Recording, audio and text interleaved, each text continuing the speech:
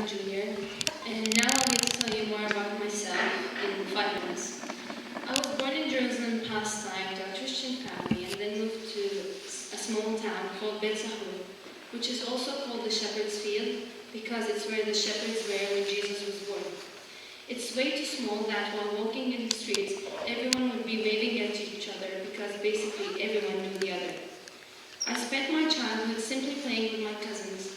We used to run all day till the sunset, roll ourselves on the grass, and climb all the trees in the neighborhood.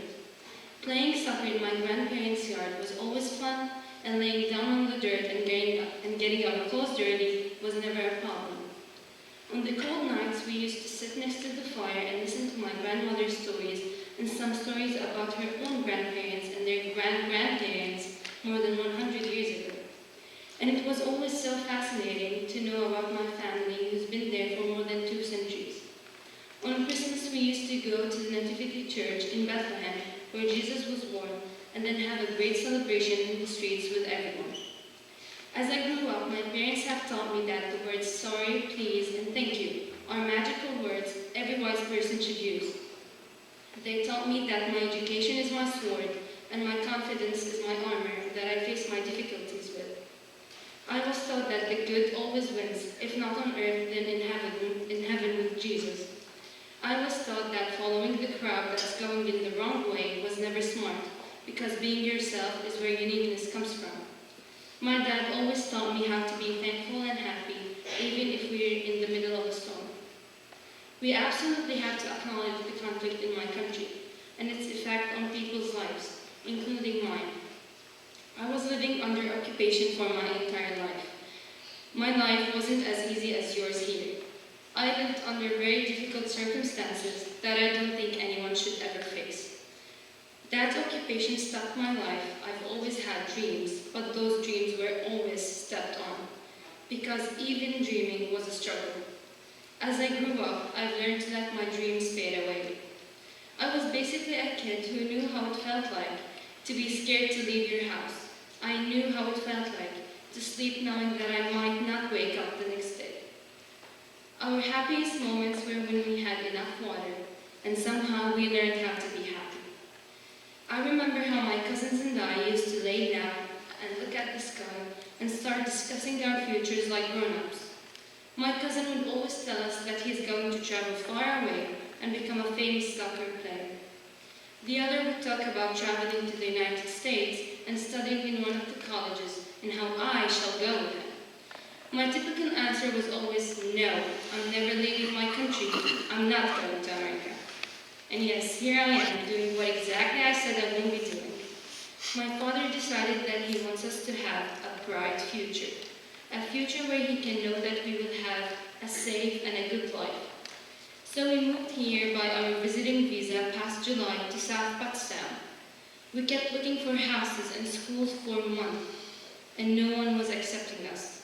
We were basically rejected by everyone. I saw my parents depressed in front of my eyes, and I couldn't help them. I asked God, why did He get us that far if nothing was going to work?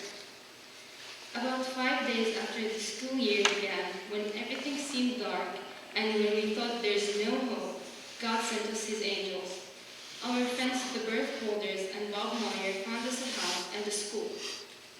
And here's when Jesus told me that we were basically looking in the wrong way. I remember how when we got here for a tour, Mr. Wins told me we'd love having you with us. And here's when I realized that my life is going to turn around. I was so astonished by how different life is in here. The things that I spent my life wishing for are the things you had from the very beginning. And here's what I want to tell you. Be thankful. Yes, be thankful and be happy. That you can go wherever you want to without being worried about passing checkpoints. Be happy that no one would shoot you while you're walking in the street. Be happy because you don't have to go to sleep worrying if you'll find your family the next day. Be happy that you have available water. Simply be happy because you are blessed to have things other kids around the world are wishing for. Since I've got here to Doug, I've been getting closer to everything I've ever dreamed of. Sometimes it got really hard, and I felt like I just wanted to fall on my knees and cry. There were times that I wanted to leave everything and give up, but the people here never left me. I've always found my teachers and friends here encouraging me and offering me their help. I found people smiling to me and pushing me to keep going. I sometimes stop and question myself if this is really happening. I couldn't be more thankful because God is the reason I had hope to dream again. And I can't combine a word that could describe how happy I am. Philippians 4:13 says, I can do all things through Christ who strengthens me. I thought I won't ever survive, but here I am, doing things I thought I couldn't do, making it through each day stronger with my Lord. For my future, I want to make sure that dreaming is not anyone's biggest struggle, that everyone has his rights fulfilled. In Jesus Christ, I will try to make a change, because I believe that in Christ, with Christ, and through Christ, we can make a change. Thank you.